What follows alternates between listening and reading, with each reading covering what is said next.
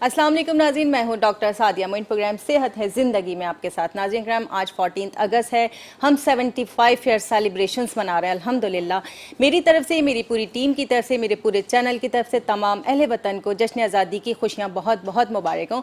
तमाम हम वतनों के साथ साथ मेरे तमाम ओवरसीज़ पाकिस्तानियों को भी आज़ादी की खुशियाँ बहुत मुबारक हों, क्योंकि अगर वो अपने वतन से दूर हैं पर वतन की मिट्टी की खुशबू से दूर नहीं है और इस टेलीविज़न स्क्रीन के ज़रिए हमारे साथ जुड़े हुए इन खुशियों में शामिल हैं। नाज़रीन, बात क्या है कि अल्लाह ताला ने जो आज़ादी की नेमत अता की है हमें, इसकी हिफाजत के लिए ऐसी अफवाज पाकिस्तान से नवाजा है कि जिसका शुमार दुनिया की बेहतरीन अफवाज में किया जाता है।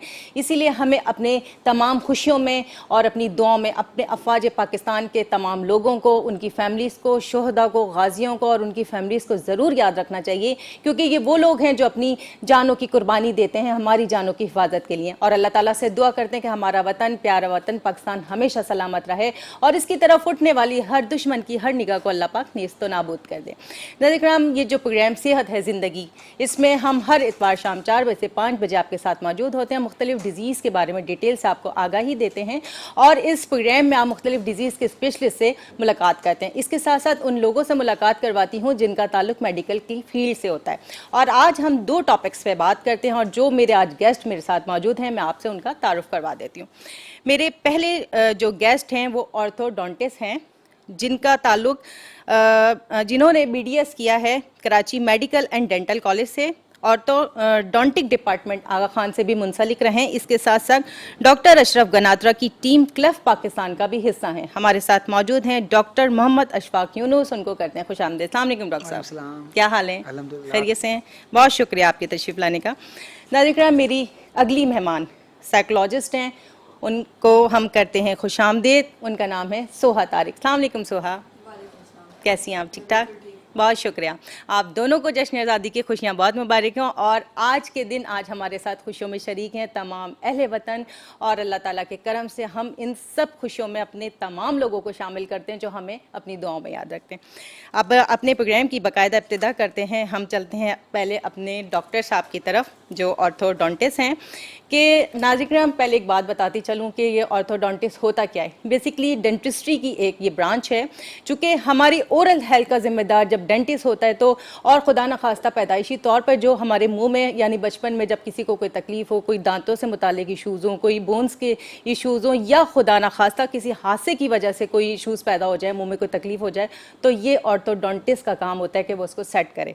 तो सबसे पहले चलते हैं डॉक्टर साहब की तरफ और ये जानते हैं कि डॉक्टर साहब, मुझे आप ये बताइए कि ऑर्थोडोंटिस्ट और डेंटिस्ट में क्या फ़र्क है? अच्छा, देखें, इसको इस तरह समझते हैं कि जब सबसे पहले हम ग्रेजुएट करते हैं, एंटर करते हैं, मैट्रिक करते हैं, फिर एंटर करते हैं, फिर हम बेसिक मेडिकल एजुकेशन हासिल करते हैं, जिसमें कोई MBBS करता है, कोई BDS करता है। MBBS बेसिक मेडिकल डॉक्टर बन जाता है, BDS वाला सिंपल डेंटिस्ट बन जाता है। उसके बाद जिस तरह MBBS करने के बाद कोई हार्ट का स्पेशलिस्ट बनता है, कोई हड्डियों का स्पेशलिस्ट बनता है, कोई किडनी का स्पेशलिस्ट बनता है, इसी तरह डेंटिस्ट्री में कोई रूट कैनाल का स्पेशलिस्ट बनता है, कोई दांत लगाने वाला स्पेशलिस्ट बनता है, और कोई हमारी तरह ऑर्थोडोंटिस्ट बनता है, जिसका काम बेसिकली होता है दांतों को सीधा करना।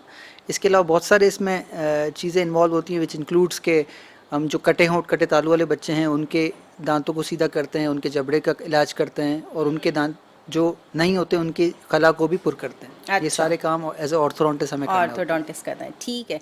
नाज़रीन, मेरी जो अगली मेहमान है साइकोलॉजिस्ट डॉक्टर, तो हम इनको प्यार से कह सकते हैं क्योंकि अमूमन PhD करने के बाद डेफिनेटली ये डॉक्टर बन जाएंगी। हमारे साथ मौजूद हैं सोहा तारिक। असल में साइकोलॉजिस्ट और साइकाइट्रिस्ट एक फ़र्क आप लोगों को क्लियर बताना चाहूँगी। देखें, जो साइकोलॉजी में मास्टर्स करता है वो साइकोलॉजिस्ट कहलाता है, और उसका तरीका इलाज क्या होता है, वो काउंसलिंग के ज़रिए मरीज़ों को ट्रीट करता है, उनसे बातें करके और मुख्तलिफ तरीके के अंदाज़ अपनाकर। लेकिन जो साइकाइट्रिस्ट होता है वो MBBS करने के बाद FCPS या MCPS करता है साइकोलॉजी में, उसके बाद फिर वो साइकाट्रिस्ट कहलाता है। और उनका तरीका इलाज क्या होता है कि वो काउंसलिंग करते हैं, यानी बातचीत करते हैं अपने मरीज़ों से, उसके साथ साथ मेडिकेशन भी ज़रूर करते हैं, क्योंकि उनके नज़दीक मरीज़ों को दवाई देना भी ज़रूरी होता है। तो ये फ़र्क है साइकोलॉजिस्ट का और साइकाट्रिस्ट का।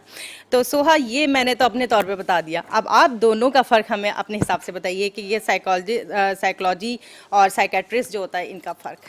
आपने बिल्कुल सही समझाया है। बेसिकली ये है कि साइकाइट्रिस्ट जो होता है वो मेडिसिन से रिलेटेड है, वो आफ्टर MBBS जैसे आपका ना FCPS परस्यू करते हैं। तो वो जिस तरह इलाज करते हैं वो साइकोथेरेपी भी कर सकते हैं, काउंसलिंग भी करते हैं, लेकिन उनका अमूमन इलाज जो होता है वो मेडिकेशंस के थ्रू होता है, जो एक साइकोलॉजिस्ट प्रिस्क्राइब नहीं कर सकता, इसी के साइकोलॉजिस्ट के पास वो मेडिसिन की ट्रेनिंग नहीं होती है। साइकोलॉजिस्ट जो होता है वो उसने मिनिमम मास्टर्स किया हुआ होता है और फिर वो PhD करता है या करती हैं। तो हम लोग जो होते हैं, हम लोग बातचीत के ज़रिए मुख्तलिफ थेरेपीज़ होती हैं, उसके ज़रिए हम लोग पेशेंट्स के मेंटल इलनेस को या मेंटल हेल्थ को हम लोग प्रॉब्लम्स को हम लोग ख़त्म करते हैं, रूट कॉज पे जाते हैं। बहुत सारी थेरेपीज़ होती हैं, जैसे साइकोडायनामिक है, कॉग्निटिव बिहेवियरल थेरेपी है, बिहेवियरल इंटरवेंशंस अलग होते हैं, हम उसके ज़रिए करते हैं। ठीक। और अब चलते हैं डॉक्टर साहब की तरफ, उनसे मज़ीद जानते हैं। डॉक्टर साहब, मुझे आप ये बताइए कि ऑर्थोडेंटिक ट्रीटमेंट जो होता है वो क्या होता है और कैसे किया जाता है? अच्छा, आज चूँकि हम मेनली जो अलमुस्तफ़ा में और डॉक्टर अशरफ गनाता के साथ कटे होठ और कटे तालू वाले बच्चों का काम करते हैं, तो उसमें अगर आपको समझा दूं तो हमारी ऑडियंस के लिए ज़्यादा फ़ायदेमंद होगा कि कटे होठ कटे तालू में जो ऑर्थोडोंटिस्ट का रोल होता है या जो ऑर्थोडोंटिक काम होता है वो 3 स्टेजेस में होता है। सबसे पहले बच्चा जब नॉर्मल नया पैदा होता है, न्यू बॉर्न बेबी होता है, उसमें बेसिकली कटा होठ या कटा तालू हो तो उस होठ या तालू की जो खला को तो कम करना होता है। वो बीन ऑर्थोडोंटिस्ट हम करते हैं और हम एडवाइस करते हैं, खुदा ना खास्ता किसी के घर में अगर इस तरह का कोई बच्चा पैदा हो तो वो फ़ौरन बॉर्न होने के विदिन 1-2 डेज़ किसी भी ऑर्थोडोंटिस्ट को विजिट करे ताकि वो नेज़ो एल्वियोलर मोल्डिंग कर सके और उसके होंठ और तालू के गैप को कम कर सके। दूसरा स्टेज में जब बच्चा 6-7 साल का होता है, उस वक्त दोबारा हमारा रोल आता है। उस स्टेज में हम उसके जबड़े को, सिकुड़ा हुआ जबड़ा होता है अमूमन इन बच्चों में, तो उसको खोलते हैं प्लेट लगा के और उसका जबड़ा जो पीछे की तरफ होता है उसको भी आगे लाने में मदद करते हैं। तीसरा स्टेज उस वक्त होता है जब उसके सारे परमानेंट टीथ या पक्के दांत मौजूद होते हैं उसके जबड़े में, वो तकरीबन अमूमन उम्र 12-12.5 साल की होती है। उस वक्त दोबारा से ऑर्थोडोंटिस्ट का रोल होता है कि उसके जो जितने भी टेढ़े दांत हैं उनको सीधे किया जा सके। तो बेसिकली हम 3 स्टेजेस में डिवाइड कर सकते हैं। यानी कि पेशेंट मुख्तलिफ स्टेजेस पे आपके पास आता है, तो आप कितने कितने दिनों बाद बुलाते हैं मरीज़ को? अच्छा, एक दफ़ा कोई ट्रीटमेंट शुरू करते हैं, जैसे हर ट्रीटमेंट का अलग सीक्वेंस है। जैसे नेज़ो एल्वियोलर मोल्डिंग के पहले से जब बच्चा पैदा होता है उस वक्त हमारे पास आता है, तो हम ऑन एवरेज हर 2 हफ्ते में पेशेंट को देखा करते हैं फॉर अराउंड 2 to 3 मंथ्स। ठीक है, फिर जब 6-7 साल की उम्र में बच्चा आता है तो फिर उस वक्त जो उसको प्लेट्स वगैरह लगती हैं उसका फॉलोअप महीने तक होता है और वो ट्रीटमेंट तकरीबन 6 महीने से साल तक चलता है। इस तीसरे स्टेज में जब वो ब्रेसेस की तरफ जाता है और जब उसके टेढ़े दांतों को सीधा करना होता है, उस वक्त हम ऑन एवरेज इसको महीने में 1 दफ़ा या 3 हफ्ते में 1 दफ़ा देखते हैं और वो ट्रीटमेंट तकरीबन 1.5 से 2 साल जारी रहता है। तो हर ट्रीटमेंट स्टेज का अलग ड्यूरेशन है और उसका अलग फॉलोअप टाइम है। अच्छा, ठीक है। नाज़रीन, जिस तरीके से डॉक्टर अशफाक ने हमें बताया कि अगर किसी घर में ऐसा बच्चा पैदा होता है जिसका पैदाइशी तौर पे होठ या तालू कटा हो या उसके मुंह के अंदर जॉज में या उसमें बोन्स में कोई मसाइल होते हैं, तो ऑर्थोडोंटिस्ट का बड़ा किरदार है। और चूँकि ऐसे वक्त में वालदैन और ख़ासकर बच्चा तो खैर बहुत छोटा होता है, मुख्तलिफ जहनी मसाइल का शिकार हो जाते हैं। तो हम सुहा से जानते हैं कि ये जिस तरीके से डॉक्टर साहब ने बताया कि जो उनका ट्रीटमेंट हो गया, तो आप क्या समझती हैं कि साइकोथेरेपी ऐसे बच्चों के लिए कितनी ज़रूरी होती है? बहुत ज़्यादा ज़रूरी है, इससे कि मैं हर पेशेंट को बताती हूँ, सिंस हमारे माशरे में अवेयरनेस नहीं है साइकोलॉजिकल ट्रीटमेंट की, कि इलाज जो है वो सर्जरी पे ख़त्म नहीं होता। लोग अक्सर समझते हैं वो सर्जरी हो गई, दांतों का इलाज हो गया, बस ख़त्म नहीं। लोग बच्चों को फिर जो भी मरीज़ों को मेरे पास आना होता है और जो छोटे बच्चे होते हैं हम उनका इलाज करते हैं प्ले थेरेपी के थ्रू, जो खेल कूद के ज़रिए, बातों के ज़रिए उनके जज्बात पे और रवैये पे काम करता है। और जो ज़रा बड़े होते हैं एडल्ट्स या यंग एडल्ट्स, उनका हम लोग काउंसलिंग के ज़रिए इलाज करते हैं। अच्छा, एक बात बताएं कि बच्चों और बड़ों में कौन से मसाइल ज़्यादा होते हैं? देखिए, मुसलसल उदासी की कैफियत, जज्बाती ठहराव ना होना, अपने आप को लोगों से कमतर समझना, सोशलाइज नहीं कर पाना, और अक्सर ये लोग बुलिंग का शिकार होते हैं जिसकी वजह से इनके बिहेवियर काफ़ी डिस्टर्ब रहता है इनका। स्कूल की तरफ से बहुत शिकायतें आती हैं, चिड़चिड़ापन, और एक ये भी होता जैसे है अपने आप को दूसरों से कमतर समझना, दूसरों को लोगों से कमतर समझना, सोशलाइज नहीं कर पाना, और अपने डिपेंडेंट रहना अपनी फैमिली मेम्बर्स पे छोटे छोटे कामों के लिए, इससे कि वो कॉन्फिडेंस की कमी नहीं होती है, तो खुद एतमादी की कमी, चिड़चिड़ापन और क्या कहते हैं घबराहट का शिकार भी हो सकते हैं। और अगर ये प्रॉब्लम जो हैं अनडायग्नोज जाएँ, बगैर ट्रीटमेंट उनको दी ना जाए, तो ये आगे एंजाइटी और डिप्रेशन और डिफरेंट मेंटल इलनेस की तरफ भी जा सकते हैं। इस वजह से मेरा काम बहुत इंपॉर्टेंट है। बिल्कुल बिल्कुल ऐसी नाज़रीन बात क्या है कि जिस तरीके से मेरे आज के जो गेस्ट डॉक्टर्स दोनों मौजूद हैं कि एक हमारे डॉक्टर अशफाक हैं और एक साइकोलॉजिस्ट हमारे साथ सोहा तारिक। बेसिकली क्या है, साइकोलॉजी एक ऐसा सब्जेक्ट है जैसे नफ्सियात, यानी कि ये माहिर नफ्सियात हैं। तो माहिर नफ्सियात के पास हमारे मुल्क में अगर कोई जाता है तो ये कॉन्सेप्ट पाया जाता है कि खुदा न खासा इसको कोई नफ्सियाती मसाइल पैदा हो गए या इसको डिप्रेशन हो गया या खुदा न खास्ता ये पागल हो रहा है। लेकिन जो बाहर के ममालिक है, फॉरेन कंट्रीज़, वहाँ तो साइकाइट्रिस्ट का भी बड़ा किरदार है और साइकोलॉजिस्ट का भी। लोग छोटी छोटी बातों पे अपनी छोटी छोटी प्रॉब्लम्स को जो है साइकोलॉजिस्ट से जो ना कंसल्ट करते हैं, काउंसलिंग करते हैं, साइकाइट्रिस्ट के पास जाते हैं, चाहे वो मेडिकेशन करे या ना करे, तो वो उसके पास जाकर उसके पास विजिट करके उसकी काउंसलिंग सुन के उसकी बातचीत करके बहुत हद तक नॉर्मल हो जाते हैं। तो ये एक नॉर्मल वे है जो हमारे वतन में शायद ये समझा जाता है कि जो माहिर नफ्सियात के पास गया शायद वो पागल है, जबकि ऐसा बिल्कुल नहीं होता। और हमारे इन प्रोग्राम्स को करने का मकसद भी यही होता है कि हम आपको थोड़े टाइम में ज़्यादा अवेयरनेस दें, क्योंकि देखें क्या होता है कि जब कोई शख्स तालीमी याफ्ता होता है तो उसका जो इल्म होता है वो हमारे लिए बड़ा कीमती होता है कि हमारी कोशिश होती है कि उनके इल्म के मोती चुनकर आप तक पहुँचाएँ। और अब चलते हैं डॉक्टर साहब की तरफ दोबारा। डॉक्टर साहब मुझे एक बात बताइए कि पैदाइशी तौर पर जिन बच्चों के या मतलब जो लोग दांत टेढ़े हों या होंठों के कोई मसाइल हों तो वो आप कैसे किस तरह ट्रीट करते हैं? जैसे दांत टेढ़े हो गए या तिरछे हो गए, इस टाइप का। देखिए, दांत तिरछे होना अमूमन बहुत कॉमन है आजकल। हमारी जो जनरेशन है या जो पॉपुलेशन है, बच्चों में खासकर दूध के दांत भी टेढ़े होते हैं और पक्के दांत काफ़ी टेढ़े होते हैं। इसकी वजह बहुत बड़ी है कि हमारी जो डाइट है वो रिफाइंड हो गई है। पहले के लोग गन्ने खाते थे, अब रिफाइंड डाइट हो गई, जंक फूड आ गया, तो इसकी वजह से हमारे दांतों में क्राउडिंग या तिरछे होना, आगे पीछे होना बहुत कॉमन हो गया है। ये दांत टेढ़े होना नॉर्मल बच्चों में भी होता है और जिनके होंठ कटे तालु होते हैं उनमें ये चीज़ रेशो ज़्यादा पाया जाता है कि उनके दांत टेढ़े होने के ज़्यादा चांसेस होते हैं। दोनों सूरतों में जैसे कि मैंने बताया, तीसरा स्टेज ऑफ ट्रीटमेंट है जो कि 12 साल में होता है, जब सारे परमानेंट टीथ आ जाते हैं, उस वक्त हम इन पे काम कर सकते हैं। उनको सही करने का तरीका यही होता है कि उनके ऊपर ब्रेसेस लगते हैं, ब्रैकेट्स जिनको हम कहते हैं ऑर्थोडोंटिक ज़बान में, और वायर्स लगते हैं और उसकी मदद से दांतों को जगह बनाई जाती है और उनको अलाइन किया जाता है ताकि एक खूबसूरत स्माइल हम मरीज़ को देख सकें। ये जिनके होंठ कटे तालु नहीं है उनको भी ये ज़रूरत होती है अपनी स्माइल अच्छे करने की, और जिनके होंठ कटे हैं, तालु कटे वाले का इलाज हो चुका है, बचपन में इनका ऑपरेशन हो चुका है, उनको भी ज़रूरत है कि उनके स्माइल अच्छी हो। ऑब्वियसली जैसे उन्होंने कहा कि साइकोलॉजिकल मसले होते हैं, तो स्माइल एक बहुत बड़ा फैक्टर होता है जो कि साइकोलॉजिकल हेल्प भी कर सकता है। ठीक है, तो ये हमारा रोल होता है कि हम उनकी स्माइल अच्छी करें ताकि उनके अंदर कॉन्फिडेंस पैदा हो। अच्छा डॉक्टर साहब, ये तो चलिए बात है कि पैदाइशी तौर पर या बचपन का जो टाइम होता है उसमें दांत टेढ़े निकल रहे हैं या खुदा न खास्ता कोई इशू, अगर किसी के साथ हादसाती तौर पर बड़े के साथ कोई एल्डर के साथ ये इशू हो जाए, दांतों का कोई मसला हो जाए, बोन्स डैमेज हो जाए, तो वो कैसे ट्रीट करते हैं फिर आप? उसका क्या तरीक़ेकार? अच्छा देखिए, अगर कोई जैसे आपने एग्जांपल दी कि किसी का खुदा न खास्ता कोई एक्सीडेंट हो गया है, किसी को चोट लग गई, इसमें फिर बहुत सारे स्पेशलिस्ट का रोल आ जाता है। उसमें चोट लगी है तो बात का अगर कोई इसका हिस्सा ब्रेक हुआ है तो उसकी फिलिंग की ज़रूरत है, तो वो फिलिंग वाला स्पेशलिस्ट करेगा। अगर दांत टेढ़ा हो गया चोट लगने की वजह से, आगे पीछे हो गया, तो ऑब्वियसली वो हम तार ला के सीधा कर सकते हैं उसको। अगर दांत चोट लगने की वजह से बाजू का पूरा निकल आता है मुंह से, आपने बहुत सुना होगा लोगों ने कि जी बच्चा या एडल्ट कोई गिरा और उसका पूरा दांत नीचे गिर गया। बिल्कुल बिल्कुल, ठीक है, तो उसको फिर दांत को रिप्लेस करना है हमें, इसमें एक आर्टिफिशियल दांत लगाना है। ऑब्वियसली उसमें एक आर्टिफिशियल दांत लगाने वाला जो माहिर है वो अपना रोल प्ले करेगा।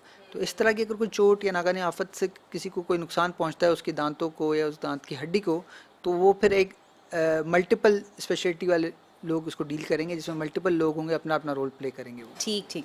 अच्छा सोहा, आपकी तरफ चलते हैं, आपसे ये जानना चाहूँगी क्योंकि आपने नफ्सियात पढ़ी हुई है, क्या सिर्फ जो माहिर नफ्सियात है वो पागल लोगों का ही इलाज करते हैं या बहुत ज़्यादा डिप्रेसिव लोग भी आते हैं या नॉर्मल भी आपके पास बस ऐसे ही आ जाता है, ऐसा भी कुछ होता है? देखिए, ये बहुत बड़ी मिसकंसेप्शन है यहाँ जो हम लोग कब से क्लियर करने की कोशिश कर रहे हैं कि ऐसा बिल्कुल नहीं है। हमने एक तो लेबल लगा दिया लोगों को जिनको ज़रूरत है ट्रीटमेंट की, ऐसा नहीं है बिल्कुल।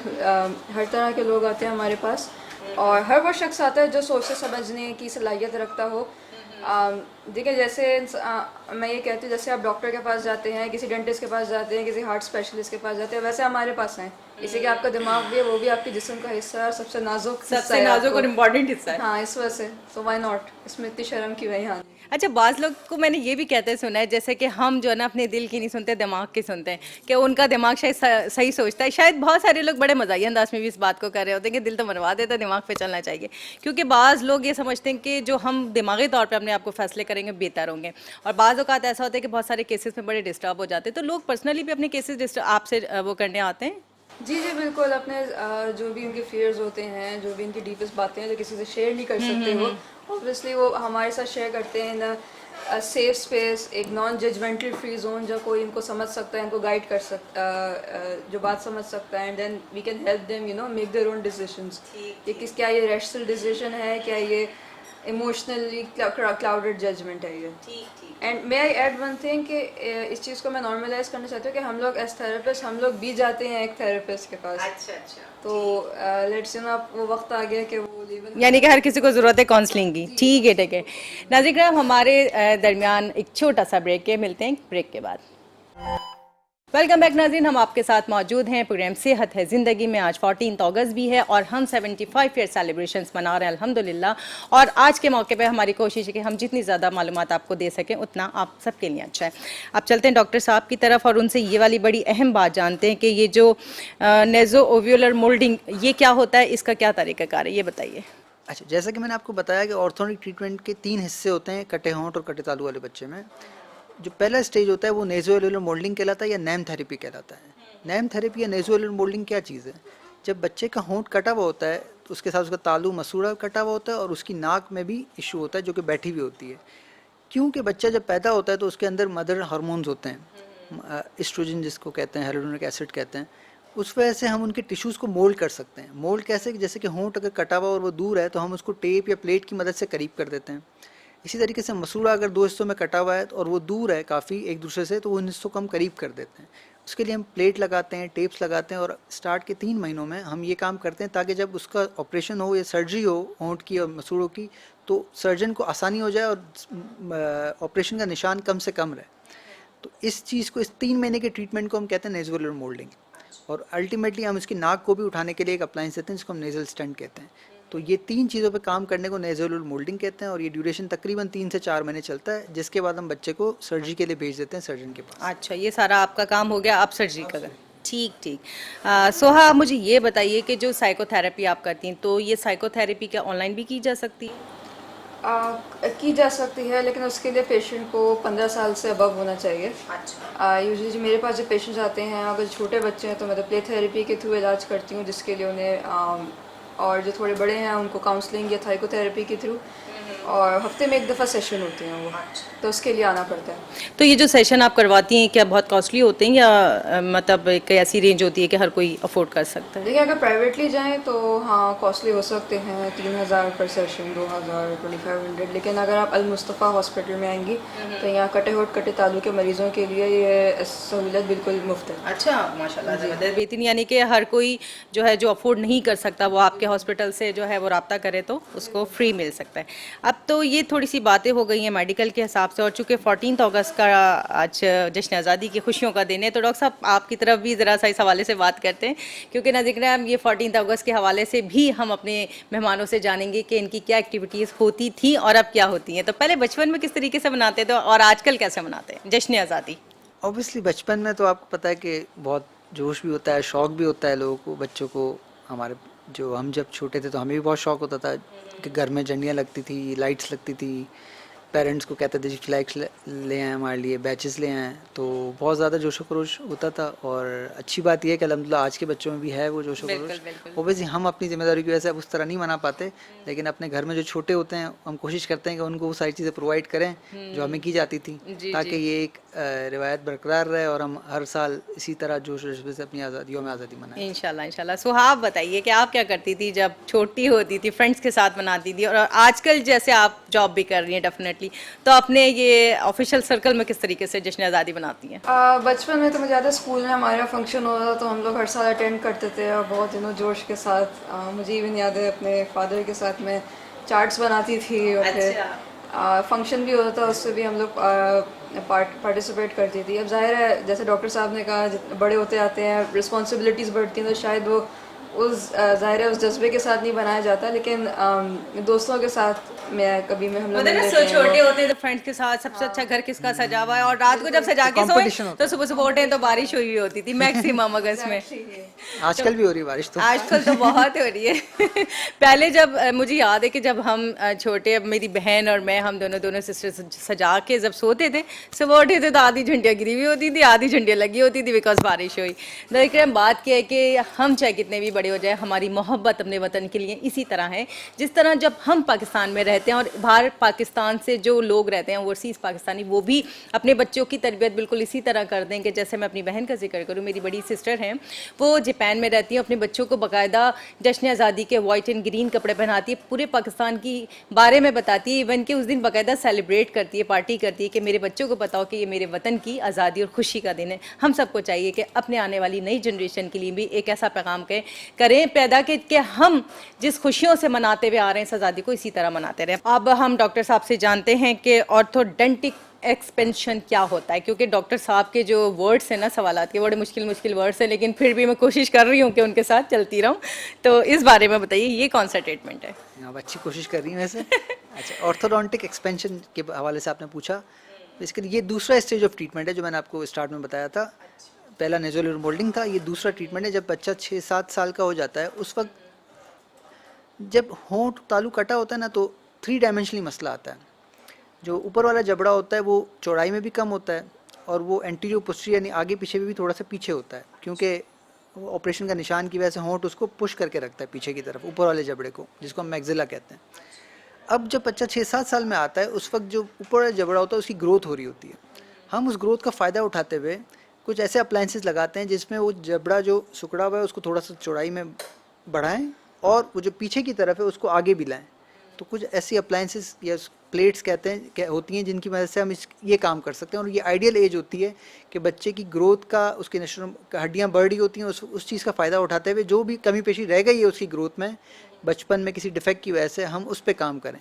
तकरीबन 6 महीने से साल के अरसे में हम उसको प्लेट्स एक्सपेंशन कहते हैं, और उसको एंटीरियर पोस्टीरियरली भी आगे लाते हैं एक अप्लायंस की मदद से, उसको फेस मास्क कहते हैं। ये 2 काम करते हैं इस ड्यूरेशन ऑफ एज में। ठीक है। अच्छा डॉक्टर साहब, बाज़ लोगों के नेचुरली जो एल्डर्स होते हैं उनके टीथ थोड़ा बाहर की तरफ होते हैं, नेचुरल से थोड़ा सा हट के होते हैं, ब्रसेस वगैरह लगाने का क्या ट्रीटमेंट, किस तरीके का वो करते हैं आप ट्रीटमेंट? ये वही ट्रीटमेंट जिसका मैंने आपको कहा था कि 3rd स्टेज ऑफ ट्रीटमेंट जो होता है, उसमें ये होता है कि जब सारे परमानेंट टीथ आ जाते हैं, बहुत सारे मरीज़ हमारे पास आते हैं कि जी दांत बाहर हैं हमारे, या जब होंठ ज़बरदस्ती हमें बंद करना पड़ता है, उसको करने का तरीका ये होता है कि उस पर ब्रेसेस लगा के दांतों को पीछे किया जाता है।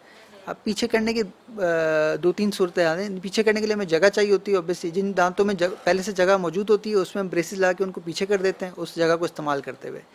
जिनमें जगह नहीं होती, हमें अल्लाह ताला ने कुछ दांत एक्स्ट्रा दिए हुए हैं, उन दांतों को हम निकालते हैं और उस जगह को इस्तेमाल करते हुए बाकी दांतों को पीछे कर देते हैं, और ताकि मरीज़ की शिकायत दूर हो जाए और वो एक अच्छी स्माइल लेकर जाए। अच्छा डॉक्टर साहब, जिस तरह आपने नैम का इलाज का जिक्र किया कि इस दौरान माँ को क्या एहतियाती तदाबीर इख्तियार करनी चाहिए या किन बातों का ख्याल रखना चाहिए? जो नैम ट्रीटमेंट है, यानी फर्स्ट स्टेज ऑफ ट्रीटमेंट जो होता है कटे होंठ और कटे तालू वाले बच्चों में, उसमें जो माँ को एहतियात बेसिकली चीज़ें लगाने के लिए हम देते हैं। हम प्लेट देते हैं, हम टेप्स देते हैं। ऑब्वियसली एक छोटा बच्चा जो कि न्यू बॉर्न है, उसका होंठ और तालू वैसे कटा हुआ है, तो माँ परेशान रहती है। हमारा उस वक्त ये काम होता है कि माँ को काउंसिल भी किया जाए कि जी इसका किस तरह ख्याल करना है, इसको फीड किस तरह कराना है। एक ख़ास पोजीशन होती है जो हम उसको समझाते हैं कि उसको इस तरह फीड कराएं ताकि जो भी वो दूध पिए वो उसके नाक से बाहर ना आए या ऊपर की तरफ ना जाए। अच्छा अच्छा। और उसके साथ और जैसे ये वो, हाँ जी आप पहले बात पूरी उसके साथ साथ जो प्लेट लगाते हैं हम, उसकी एहतियात सारी उनको बताई जाती है कि जी किस तरह प्लेट लगानी है, उसके क्या क्या एहतियाती तदाबीर हैं, वो सारी बातें उनको बताई जाती हैं। अच्छा, प्लेट की मौजूदगी में बच्चों को सांस लेने में तो कोई प्रॉब्लम नहीं होता? ये हाँ, अच्छा इस हवाले सवाल से है आपका। बताएं प्लीज़। बिल्कुल, प्लेट जो हम डिज़ाइन करते हैं उसके बीच में एक होल होता है। वैसे तो प्लेट ऊपर तालू के नाप से बनी होती है, हर बच्चे का हम नाप लेते हैं और उस नाप से कस्टमाइज ट्रे होती है, उसी बच्चे के लिए बनती है। तो चांसेस कम होते हैं कि ट्रे मुंह के अंदर से गिरे कहीं, लेकिन फिर भी एहतियाती तदाबीर के तौर पे उस प्लेट में भी एक होल होता है। इन केस अगर प्लेट ऊपर वाले जबड़े से गिरती है, ऑब्वियसली बच्चा तो छोटा होता है, वो तो नहीं बोलेगा कि प्लेट गिर गई है, मुझे सांस नहीं आ रही, तो उसमें एक होल बनाया जाता है ताकि खुदा ना खास्ता अगर प्लेट गिरती भी है नीचे की तरफ तो सांस ब्लॉक ना हो उसकी, और वो उस तो वो होल से हलक में तो नहीं जाने का नहीं खतरा नहीं होता नहीं, बच्चे के? ऐसा नहीं होता। वो प्लेट बेसिकली लगी होती है रबड़ के साथ, हलक में नहीं जाती। ज़्यादा एक मसला आ सकता है जो मैं आपने सवाल किया कि अगर वो प्लेट गिरती है तो सांस ब्लॉक ना हो, तो उसके लिए हम उसमें डिज़ाइन में होल होता है ऑलरेडी और उससे वो सांस ले सकता है। तो ऐसा कभी अल्हम्दुलिल्लाह कभी मसला पेश आया नहीं है कि सांस में प्रॉब्लम। और अगर किसी ने ये ऑर्थोडोंटिक ट्रीटमेंट नहीं करवाया तो उसको क्या मसाइल पैदा हो सकते हैं? बिल्कुल, जैसे कि 3 स्टेजेस हैं ऑर्थोडोंटिक ट्रीटमेंट के, जो भी स्टेज मिस होगा ऑब्वियसली अगला स्टेज का काम बढ़ जाएगा।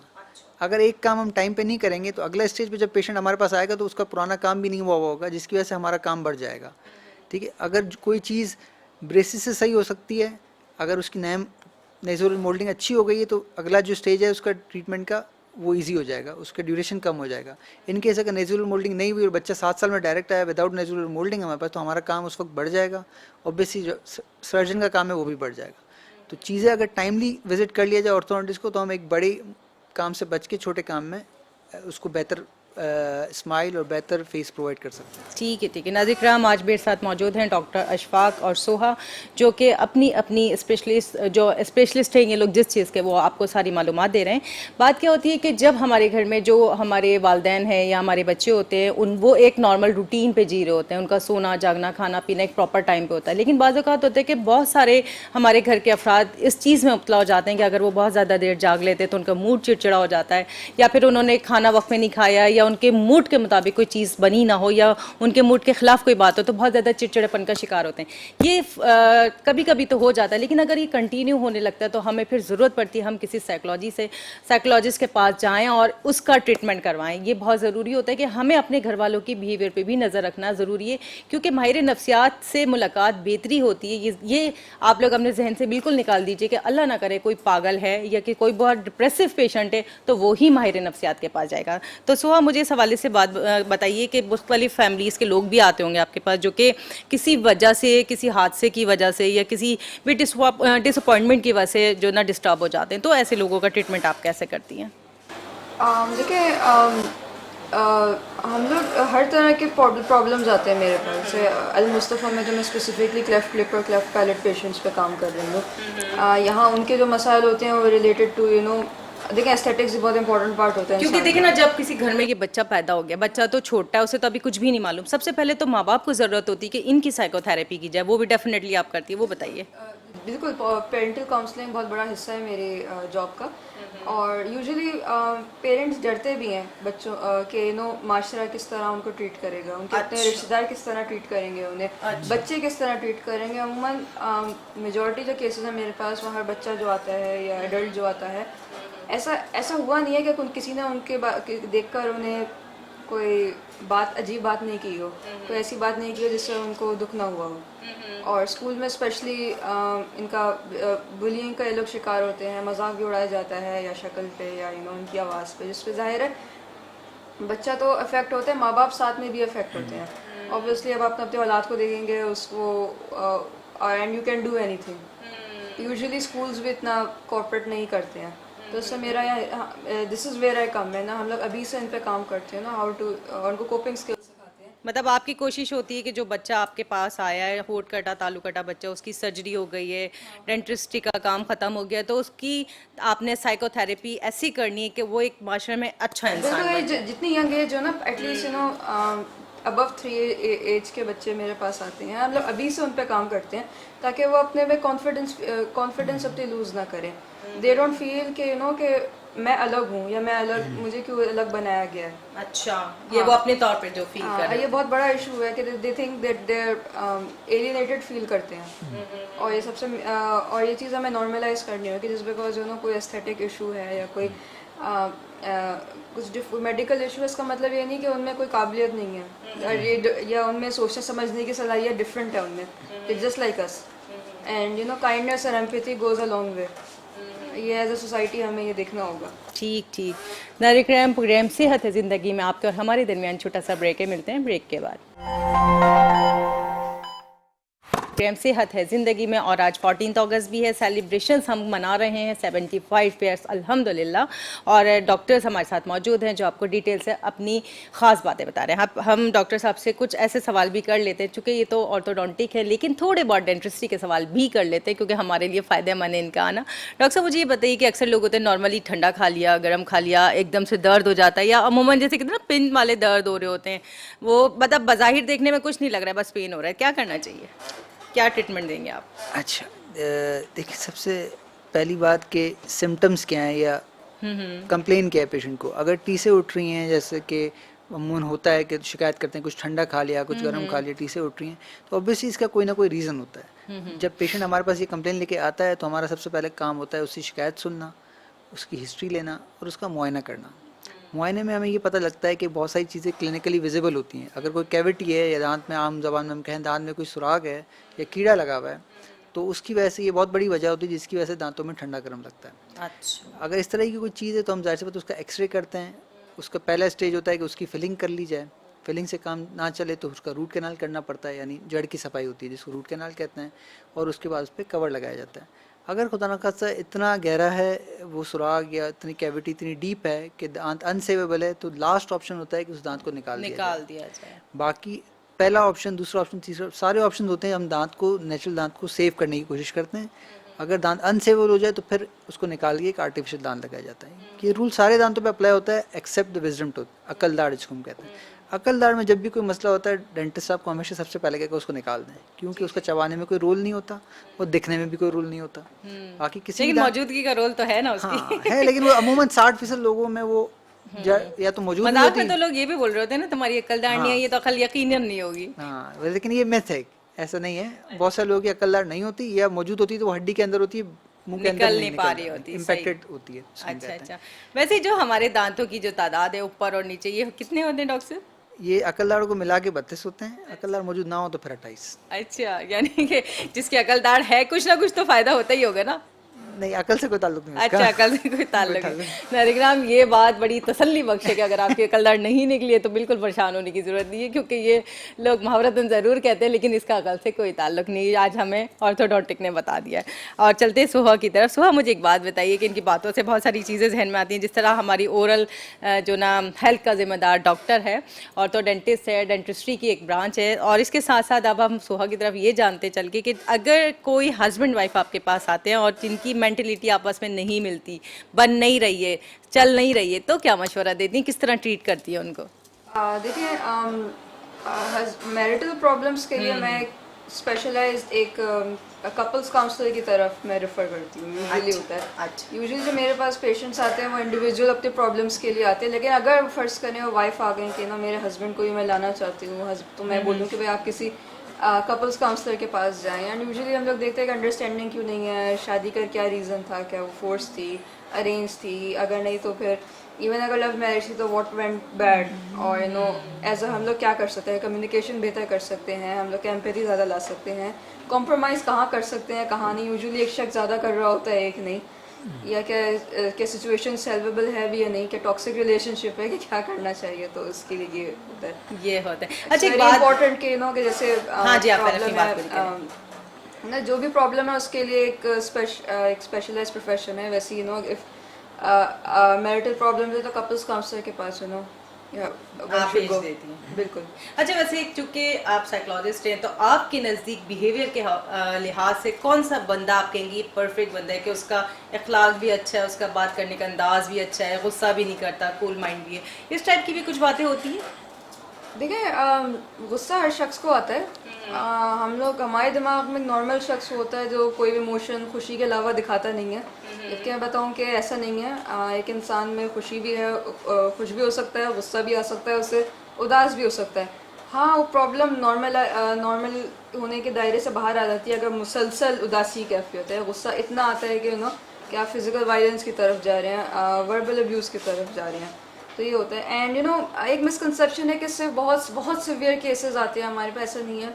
If someone is going through कोई ऑर्डिनरी प्रॉब्लम, या जिसको बस बातचीत करनी है आपका दिमाग दिल हल्का करने के लिए, और जस्ट टू गेट क्लैरिटी, तो वो भी आते हैं हमारे पास, जैसे आप कह रहे हैं कूल माइंडेड पीपल भी। लेकिन अक्सर ऐसा भी होता है ना, जैसे एक फैमिली है, वालिदैन के साथ 4-5 बच्चे हैं, 3 तो बहुत नॉर्मल बिहेव करते हैं, एक थोड़ा खामोश रहता है, अलग अलग रहता है, उसकी कोशिश होती है कि अलग खेले, अलग खाए पिए, तो इस हवाले से आप बताएं कि वो किस वजह से हो सकता है?